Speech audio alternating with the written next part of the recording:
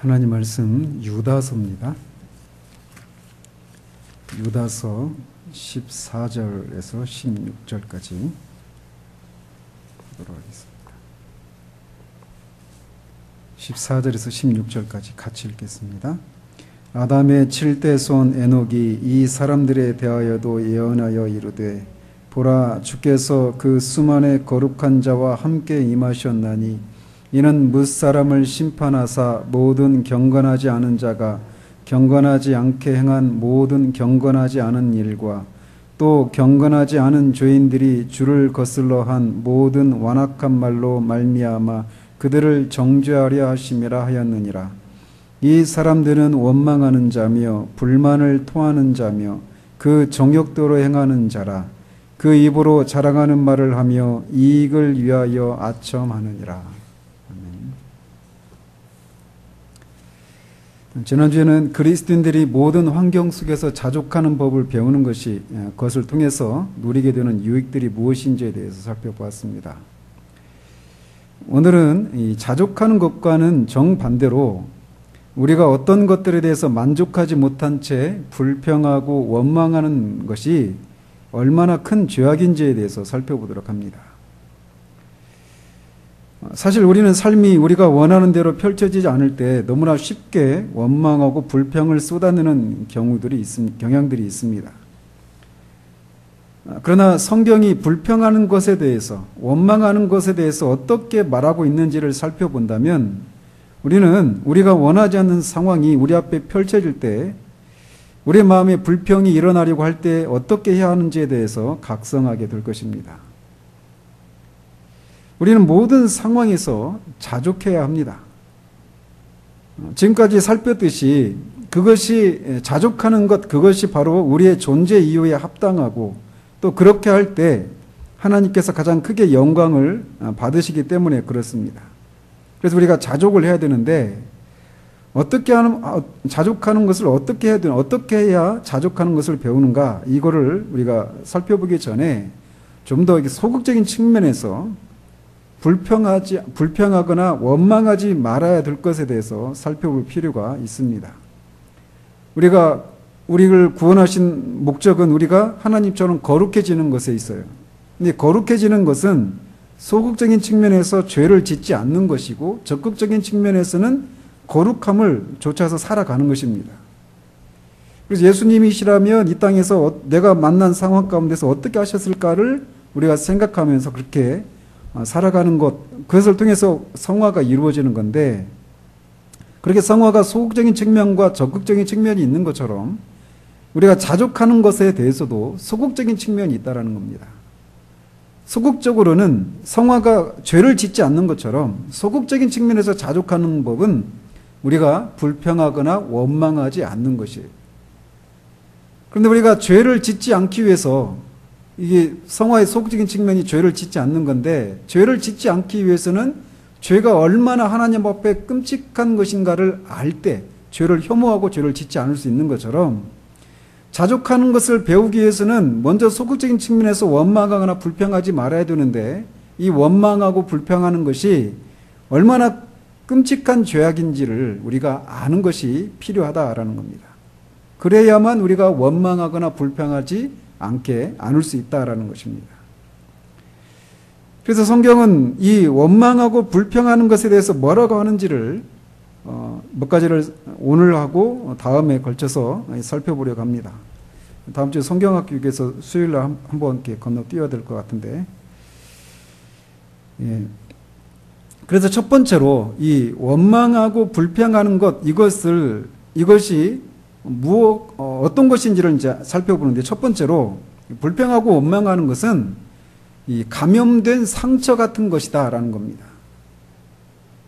심한 상처가 나면 그 상처가 난 자리가 골물 수가 있습니다. 특별히 요즘같이 더운 날씨에는 더욱 곪기가 쉽겠죠. 인류사에서 페니실린이 발견되기 전까지는 이런 이유로 죽은 사람들이 부지기수였습니다. 그렇지만 페니실린이 발견된 이후로 이런 이유로 죽는 사람들이 현저하게 떨어졌어요.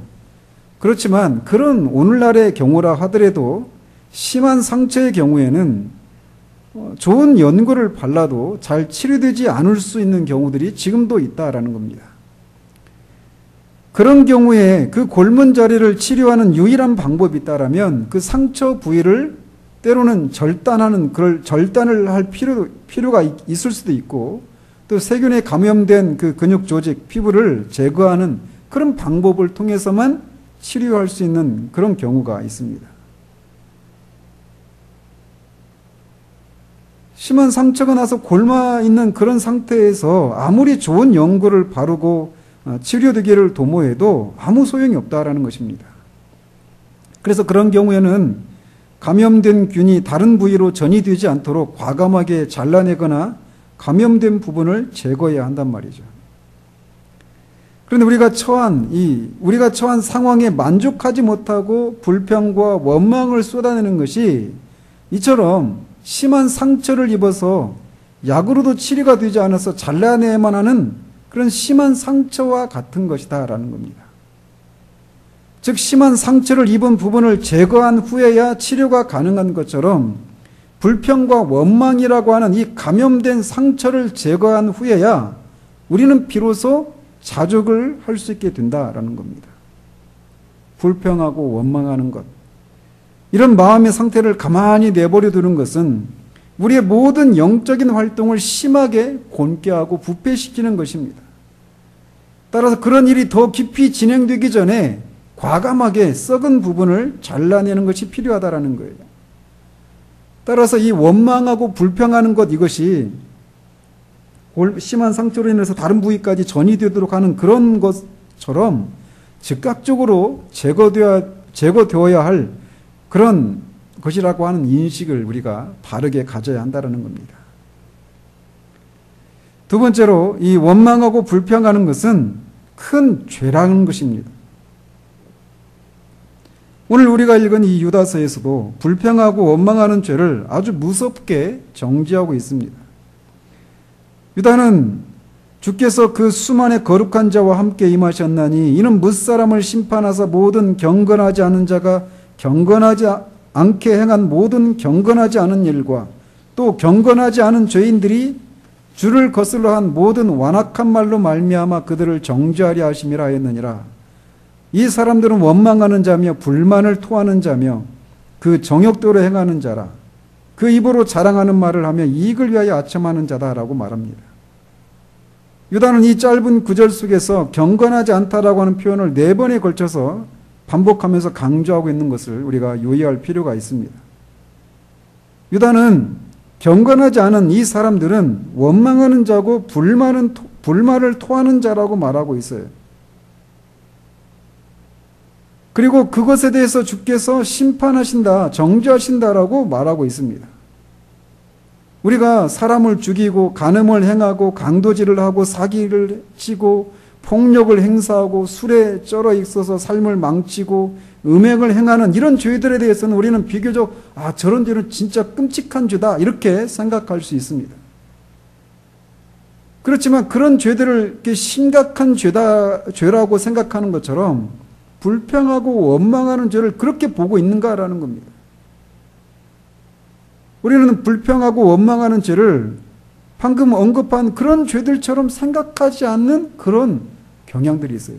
그런 죄들에 비해서 불평하고 원망하는 죄들을 가볍게 처리하려고 하는 그런 생각들이 우리도 모르게 있다라는 거죠. 그러니까 살인을 하지 않으려고 하는 것처럼 불평하고 원망하고 그렇게 막 주의를 기울이고 그 죄를 바라보는 방식으로 똑같은 방식으로 바라보지 않는 그런 경향들이 있다라는 것입니다. 그러나 불평하고 원망하는 죄도 주께서 수만의 거룩한 사람들과 함께 임하셔서 심판하시는 때에 그 불평하고 원망하는 그 죄도 다른 죄들처럼 가볍게 다루지 않으실 것이라고 사도는 말하고 있어요. 따라서 우리가 원망하고 불평을 쏟아내는 그런 죄, 그것을 다른 죄들을 그런 우리가 생각할 때 심각하다고 생각하는 그런 죄들만큼 동일하게 심각한 죄라고 하는 그런 인식을 가질 때 우리는 원망과 불평하는 마음이 우리 마음 속에서, 우리 생각 속에서, 말 속에서 쏟아져 나오는 것에 대해서 경계하게 된다라는 것입니다. 다시 말씀드리지만 원망하고 불평을 쏟아내는 것, 이것도 심각한 죄라고 하는 것을 성경이 분명하게 말하고 있다는 사실입니다. 세 번째로, 이 불평하고 원망하는 것은 하나님께 대한 반역이고 하나님의 진노를 불러일으키는 죄라고 하는 것을 성경이 말하고 있다는 겁니다.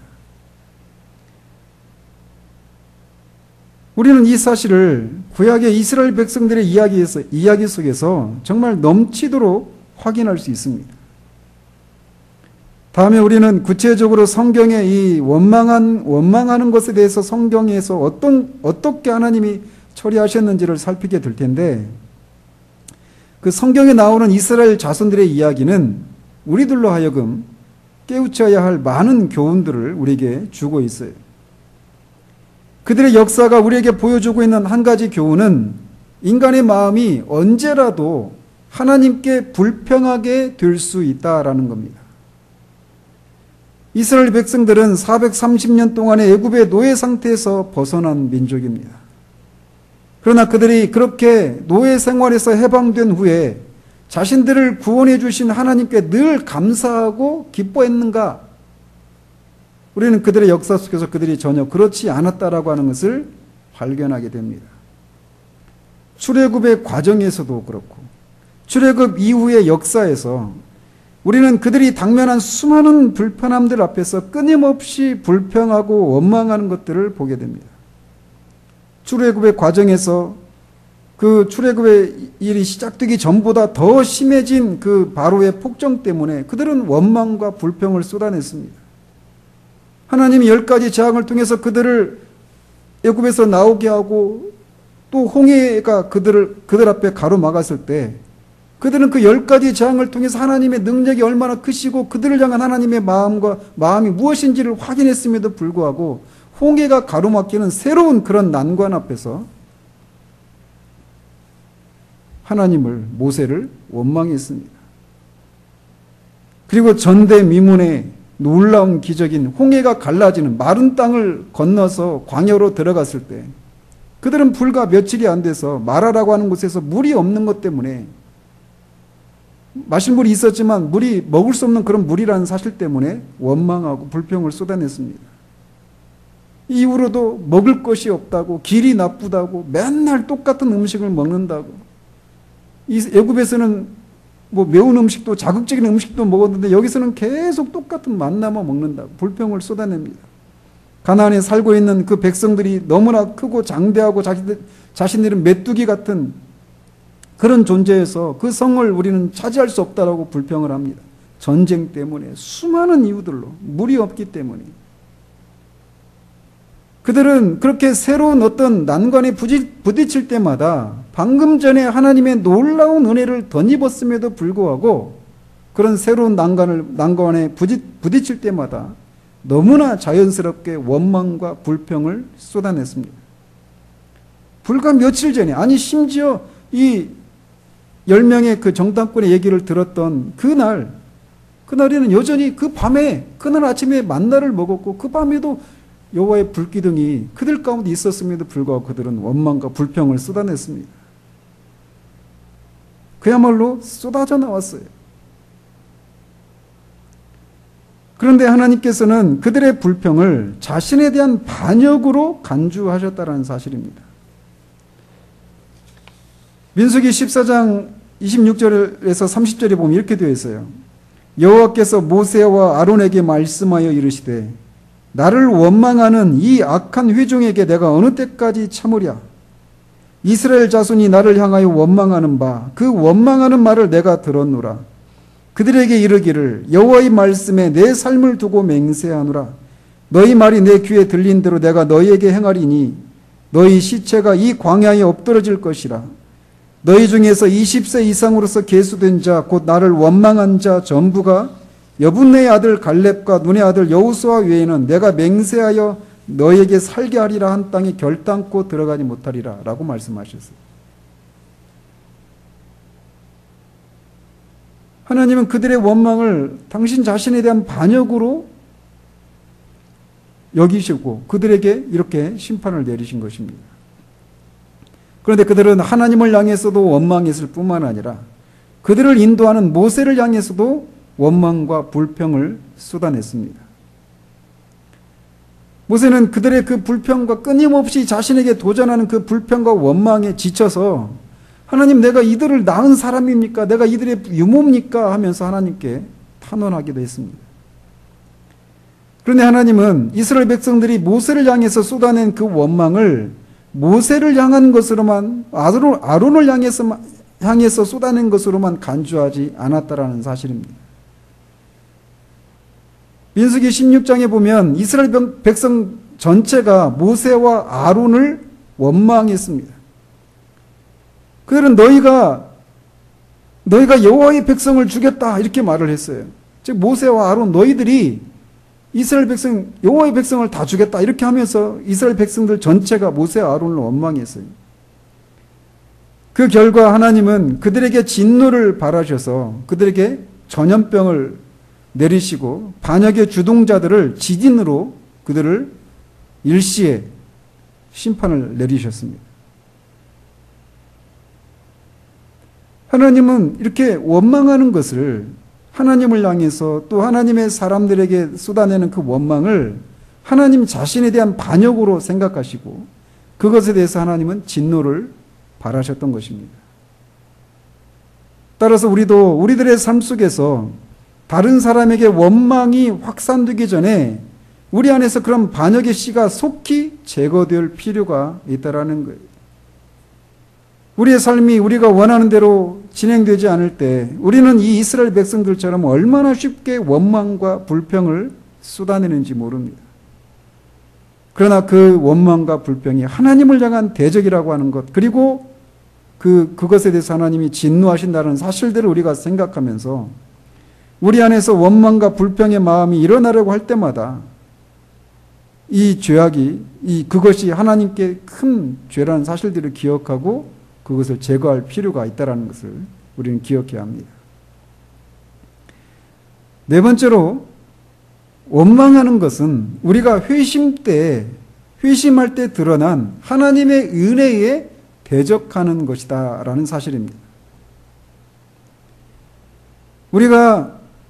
우리의 육체가 원하는 대로 우리 육체의 정욕과 마음이 원하는 대로 살면서 그렇게 파멸을 향해서 가던 길에서 돌이켜서 하나님께로 돌이키는 것, 그것을 회심이라고 부르는데 그 회심이 일어나는 그런 과정은 획일적인 방식으로 일어나지는 않습니다.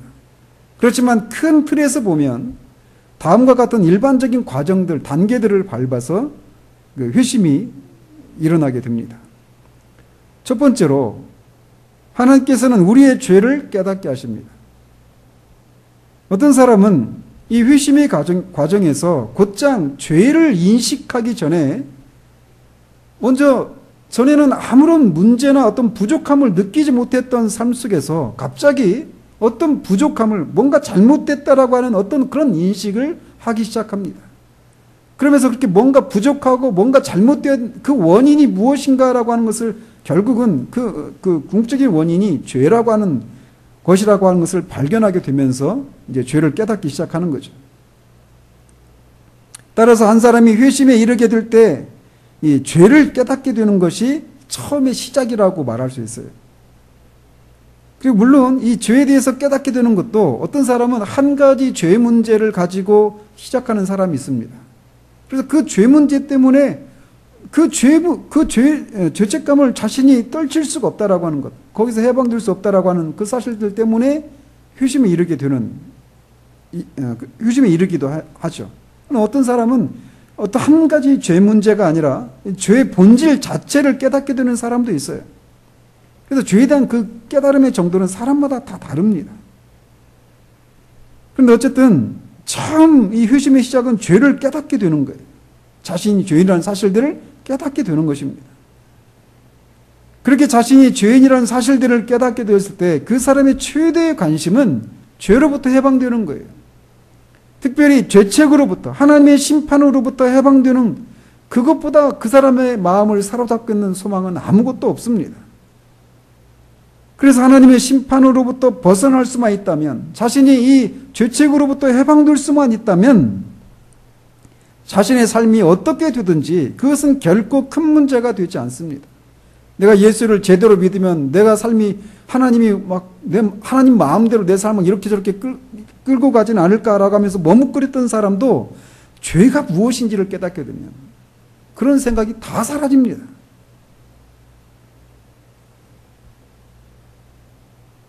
따라서 자신의 큰 죄를 깨달은 사람들이 그 문제가 자신에게 가장 최대 해결해야 될 가장 큰 문제라고 생각되고 있는 사람들이 자신의 삶에 있는 이런저런 자그마한 그런 불편함과 자신의 기대에서 벗어난 삶 때문에 원망하고 불평하는 것, 이것은 이 회심의 첫 단계에서의 그 모습과 일치하지 않는 것이라고 할 수 있다는 거죠.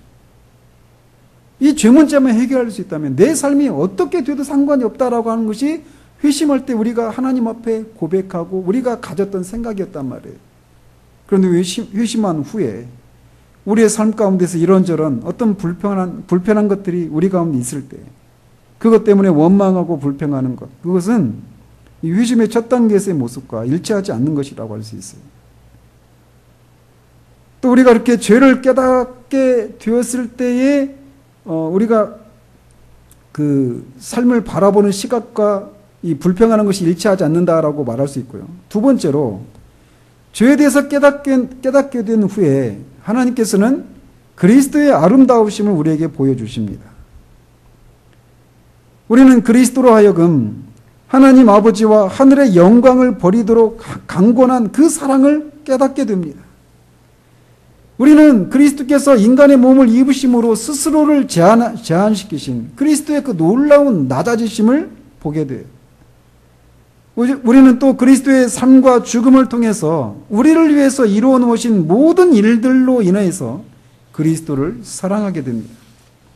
그 그리스도의 사랑을 입을 수만 있다면 우리가 어떤 고난을 받는다고 할지라도 달게 받겠다라고 하는 것이 이 단계에 이른 사람의 소망입니다.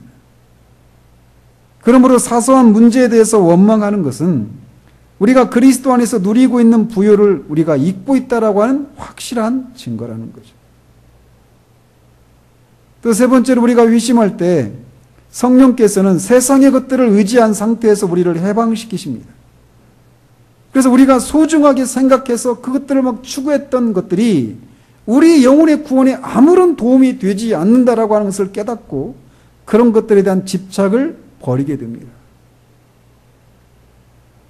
우리는 그 단계에서 이 세상의 소유물들 가운데서는 내 영혼이 안전을 확보해 줄 수 있는 것이 아무것도 없다는 사실을 깨닫게 돼요.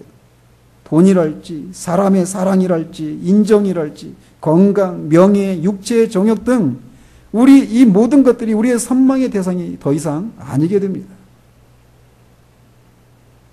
그런데 회심한 후에 우리가 다시 이런 것들이 부족한 것을 인해서 원망하고 불평하는 것은 이 회심의 은혜를 거스르는 것이라는 것을 우리가 기억해야 한다는 거예요.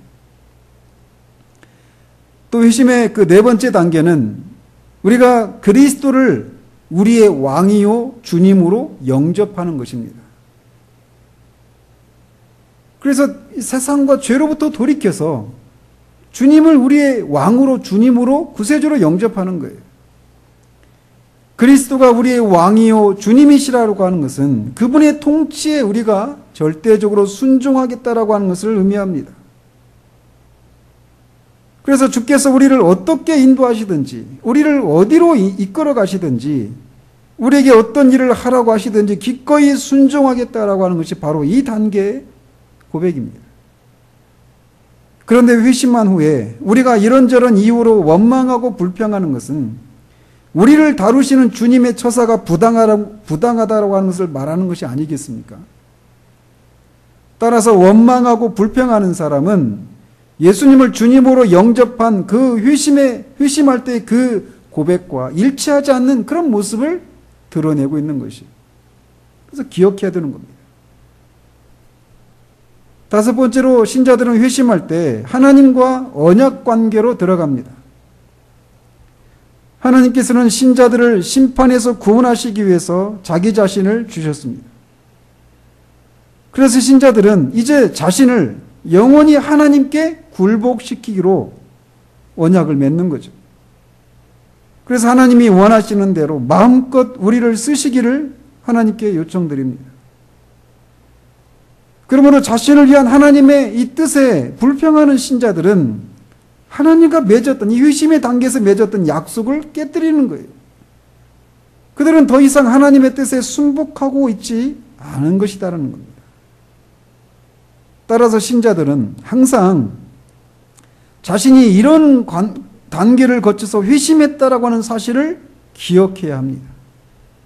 회심할 때 내가 세상을 어떻게 바라보았는지, 주님을 어떻게 대했는지, 하나님과 어떤 고백을, 그런 사랑의 미래를 나누었는지를 기억할 필요가 있다라는 거예요. 우리는 늘 하나님의 뜻에 반역하는 그런 완악한 마음에도 불구하고 우리를 하나님 자신에게로 이끌어 오시는 하나님의 그 놀라운 용서를 생각해야 합니다. 그러나 동시에 우리가 이렇게 회심의 과정 속에서 우리가 어떤 과정들을, 어떤 단계들을 거치면서 어떤 고백들을 했고 어떤 시각들을, 어떤 소망들을 가졌는가를 기억해야 할 뿐만 아니라 회심을 단순히 과거에 있었던 한 가지 체험으로만 생각해서는 안 된다는 것입니다. 회심은 그들의 삶 전반을 통해서 꾸준히 계속되어야 하는 것입니다. 그래서 예수님께서는 제자들에게 너희가 돌이켜 어린아이들과 같이 되지 아니하면 안 된다라고 말을 하셨어요. 즉 신자들은 날마다 이기적인 그런 원망에서 우리의 생각을 돌이켜서 주 예수 그리스도께 순복해야 한다라는 거예요. 이렇게 원망하는 것은 우리가 회심할 때 하나님께 고백했던, 또 하나님으로부터 받았던 그 은혜에 반하는 것이라고 하는 사실들을 기억해야 한다는 것입니다. 다섯 번째로 불평하고 원망하는 것은 우리 그리스도인들을 위해서 설정된 그런 표준에 미치지 못하는 것이라는 사실을 우리가 기억해야 합니다. 첫 번째로 하나님과 우리 사이의 그 설정된 그 관계에 대해서 하나님과 우리 사이에 관한 한 불평을 신자에게 불평하는 것은 신자에게 요구되는 하나님과 우리 사이에 맺은 그 표준 있잖아요. 그 기준에 미치지 못한다는 사실을 기억해야 합니다. 특별히 우리는 하나님을 아버지라고 부릅니다. 하나님이 아버지신데 그 아버지신 하나님은 왕이십니다. 온 우주의 왕이십니다. 즉 우리는 왕의 자녀인 셈이죠. 사무엘하에 보면 다윗의 첫 번째 아들 암논이 이 압살롬의 누이 다말을 사랑하죠. 근데 어떻게 하지 못하고 마음에 끙끙거리니까 그 사촌인 누구죠? 그 사촌이 와서 지금 생각이 안 납니다. 왜 왕자여 어찌하여 나날이 이렇게 파리하여 가느냐 이렇게 묻습니다. 그 말 속에 담겨 있는 게 뭐냐면 왕자라면 이렇게 날마다 이렇게 파리해져 있는 그런 모습으로 살아가서는 안 된다라는 것을 담고 있는 거예요. 왕자라고 하는 특권을 받은 사람이 그렇게 뭔가 불만이 있고 하는 그런 모습을 띠고 있어서는 안 된다라고 하는 그런 의미가 함축되어 있단 말이죠. 마찬가지로 우리 신자들도 왕의 자녀입니다. 따라서 왕의 자녀가 불만을 품고 파리한 채 살아가는 것은 왕을 모욕하는 거예요. 우리가 하나님 아버지를 우리에게 최고의 선을 가져다 주시는 그런 분이라고 생각하는데 우리가 그렇게 불만을 품고 원망하는 마음을 품고 있는 것은 하나님이 그런 분이 못 되는 것으로 생각하는 거란 말이죠. 그래서 결국 하나님 아버지를 모욕하는 것이라는 겁니다. 읽어보신 분이 있을지 여기는 제가 보면 없을 것 같은데, 어떤 분이 왕의 자녀라고 하는 책을 냈어요.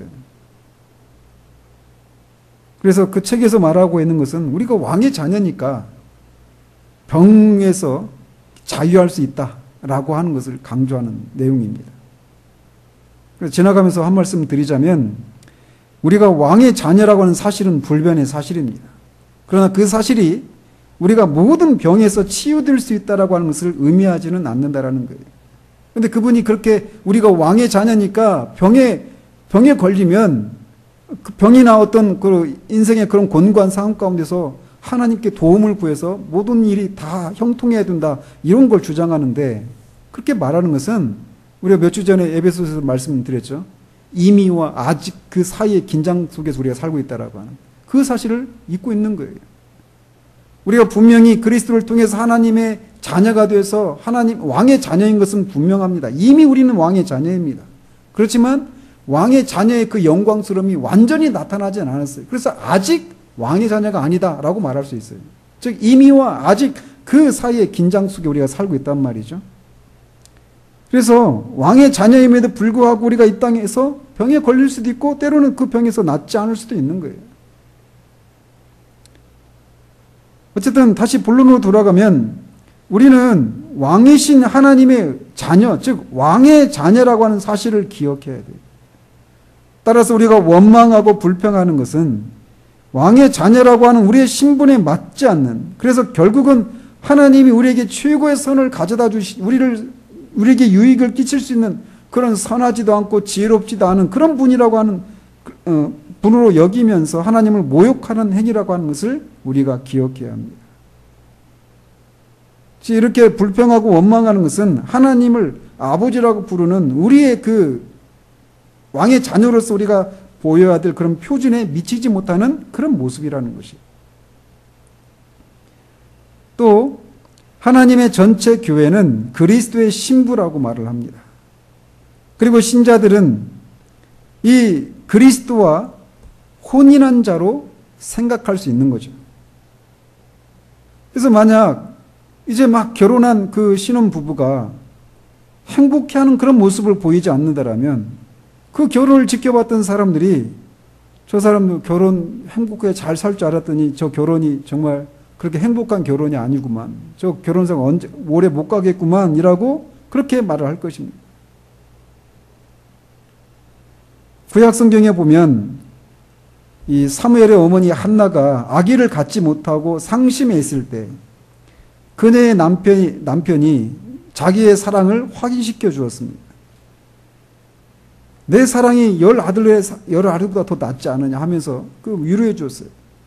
마찬가지로 그리스도께서도 신자들을 향한 자신의 사랑을 이런저런 방식으로 확신시켜 주십니다. 남편은 아내가 얼굴에 수심이 가득한 채 낙심해 있는 것을 보기 원치 않습니다. 마찬가지로 신자들의 남편이신 그리스도께서도 신부들인 우리들이 불평하며 원망하고 낙심하는 그런 모습을 보기 원치 않아요. 신자들은 그리스도의 일부분이라고도 말할 수 있습니다. 그리스도는 그의 몸, 즉 교회의 머리이시고 신자들은 그 몸의 지체들이죠. 따라서 몸의 한 부분이 만족해하지 못한다면 그 머리도 그것을 느끼고 슬퍼할 거예요.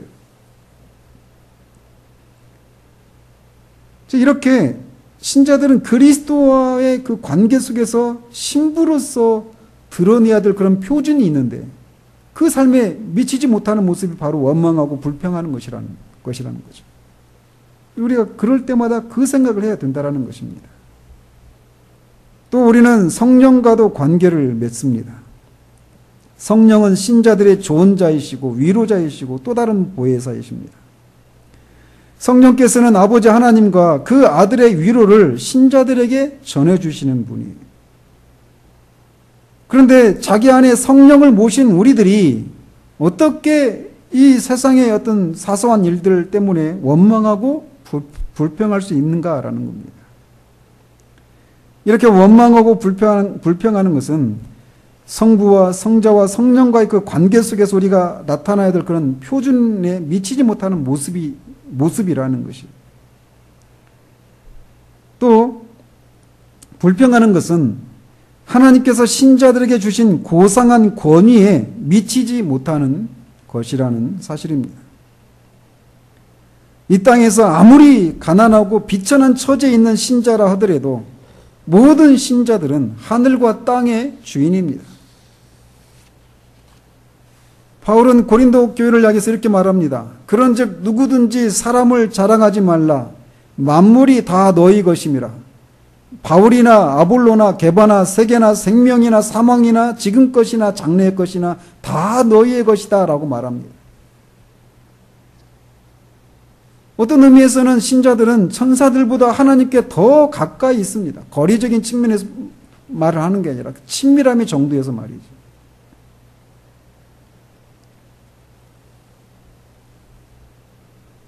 또 그리스도와의 관계에 있어서도 신자들은 천사들보다 더 가까이 있는 사람들이고 또 그리스도의 그 본성과 우리 신자들의 본성이 서로 결합되어 있다는 거예요.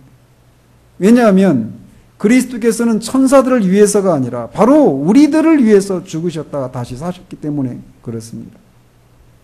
따라서 그리스도인은 천사들보다 더 큰 특권을 가진 위치에 있는 사람들이에요. 따라서 신자들의 삶의 이유는 무엇이냐면 하나님의 능력이 정말 보통 사람들, 아니 이 세상에 비천하고 미련한 자들, 이런 사람들의 삶에 하나님의 능력이 얼마나 놀라운 변화를 이루어 놓을 수 있는지를 보여주기 위해서 살고 있는 것입니다. 하나님은 우리로 하여금 그런 삶을 살도록 하기 위해서 우리같이 그렇게 연약하고 정말 미천하고 무지하고 미련한 사람들을 통해서 하나님의 능력이 임할 때 얼마나 놀라운 사람이 될 수 있는가를 보여주기 위해서 우리를 부르셨는데, 그런 우리들이, 그런 높은 삶을 살도록 부르심을 받은 우리들이 우리의 삶에 약간 불편함이 있다고 해서 불평과 원망을 일삼으면 되겠는가라는 겁니다. 원망하고 불평하는 것은 우리 신자들에게 주어진 그 권위에, 높은 고상한 권위에 미치지 못하는 그런 모습이라는 것입니다. 또 세 번째로 우리 아버지이신 하나님은 신자들에게서 자신의 영이 나타나는 것을 보기 좋아하십니다. 우리도 우리 자녀들에게서, 때로는 우리 자녀들에게서 우리가 보기 원치 않는 저런 모습, 내가 싫어하는 그런 모습이 있는 것도 봅니다. 그러나 동시에 또 아이들에게서 발견하는 것들이 뭐냐면 내 안에 있는 것들, 내가 보기를 원하는 그런 모습들이 아이들에게 있는 것을 보면서 즐거워합니다. 이 아이는 정말 내 아이가 분명하구나.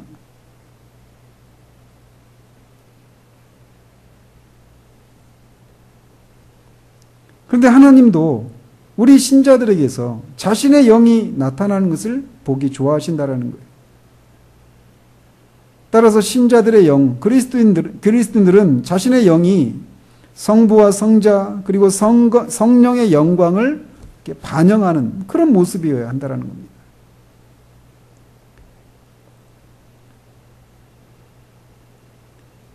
유다 지파의 사자이신 예수 그리스도는 원수들을 향하여서 경노하심으로써가 아니라 하나님께 대한 원망 없이 고난을 당하심으로써 사자와 같은 기상을 나타내 보이셨습니다. 주님께서는 죽음과 고난에서 벗어나기를 기도하셨지만 내 원대로 마시옵고 아버지의 원대로 되기를 원하나이다라고 기도하셨습니다. 그런 것처럼 신자들도 이렇게 그리스도의 영이 아버지의 뜻이 자신의 삶을 통해서 드러나기를 원하는 이런 그리스도의 영이 자신의 영 가운데 나타나기를 구해야 한다는 겁니다. 그런데 그런 우리가 원망하고 불평하는 것, 그거는 우리의 그 위치에 맞지 않는 것이다라는 것입니다. 네 번째로 원망하고 불평하는 것은 우리가 그리스도인이 될 때 공적인 공적으로 신앙 고백했던 것에 미치지 못하는 것입니다. 사도 바울은 로마서 6장에서 그리스도인은 자신이 세상에 대해서는 죽고 하나님께 대해서는 살아있는 사람이라고 말을 했습니다. 따라서 신자들의 생명은 하나님 안에 그리스도와 함께 감춰져 있어요. 그런데 원망하고 있는 그리스도인은 이렇게 세상에 대해서 죽고 하나님께 대해서 살아있다라고 하는 것과 정반대의 모습을 나타내고 있는 것이라는 겁니다. 오히려 세상에 대해서 죽지 않고 생생하게 살아있다라고 하는 사실을 드러내는 것입니다. 원망하고 불평하는 것은 그리스도인의 공적인 신앙 고백에 이렇게 미치지 못하는 것입니다. 다섯 번째로 불평하는 것은 우리를 향한 특별한 믿음의 은혜에 미치지 못하는 것입니다. 믿음은 세상을 정복할 수 있습니다. 믿음은 하나님의 약속하신 모든 약속들이 우리의 것이 되게 하는 것이 바로 믿음입니다. 성경은 의인은 믿음으로 살 것이라고 말하고 있습니다. 이 땅을 살아가는 신자들이 이 땅에서 어떤 어려움도 없는 그런 평탄한 삶을 살게 될 것이라고 성경은 어느 곳에서도 약속하고 있지 않습니다. 만약 우리 앞에 펼쳐지는 모든 삶이 우리가 원하는 대로 다 이루어지고 아무런 문제가 없이 모든 삶이 그렇게 실현된다면 우리는 믿음이라고 하는 것을 발휘할 필요가 없을 것입니다.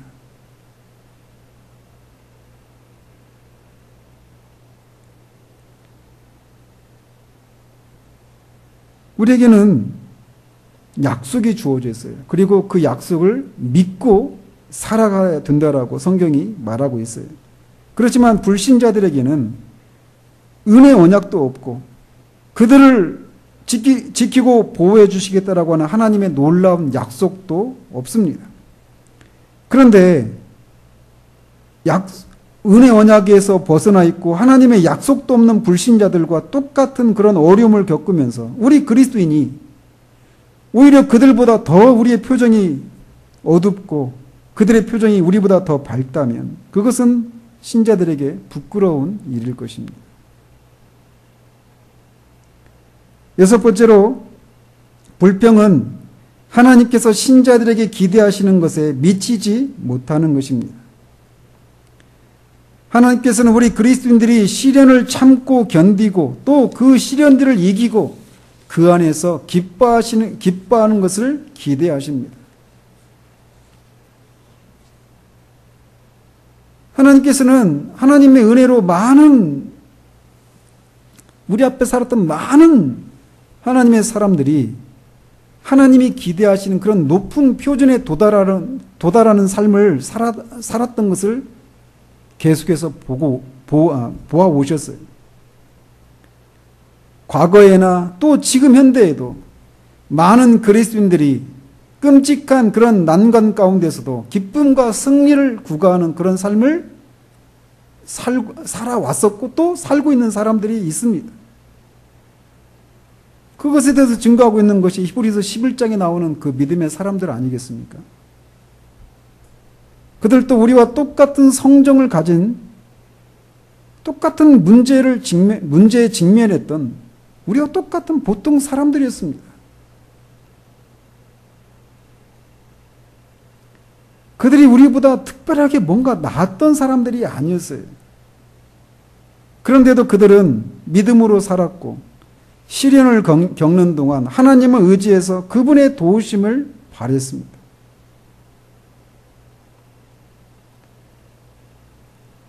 그런 것을 통해서 그 시련 가운데서 시련을 견디고 인내하고 기뻐하면서 결국 하나님이 보기를 원하셨던 그 삶을 그들은 살아낼 수 있었던 것입니다.